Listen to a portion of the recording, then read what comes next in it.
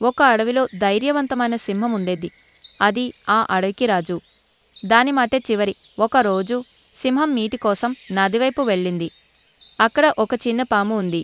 సింహం అనుకోకుండా ఆ పాముని తొక్కింది. పాము కోపంగా, ఓ రాజా, నువ్వు నన్ను తొక్కావు, ఇది తప్పు. సింహం అహంకారంతో నవ్వింది.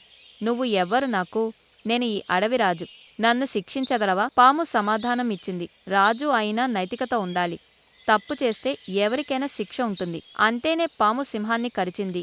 సింహం బలహీనమైంది. ఒక్కసారిగా కింద పడిపోయింది. అప్పుడు పాము దగ్గరికి వచ్చింది. నేను నీకు మృతి ఇవ్వలేను.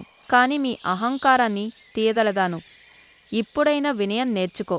సింహం భావోద్వేగంతో, నిజమే పాము, మీకంటే బలహీనమైనదిగా అనుకున్నా, కాని మీవే నన్ను మేల్కొలిపావు. అప్పటినుంచి సింహం వినయంగా ప్రవర్తించసాగింది. చిన్నదైన జీవాన్ని నిర్లక్ష్యం చేయకూడదని తెలుసుకుంది. నైతిక బోధ మోరల్: అహంకారం ఎంత బలమైన వాడినైనా వెళ్ళబెడుతుంది.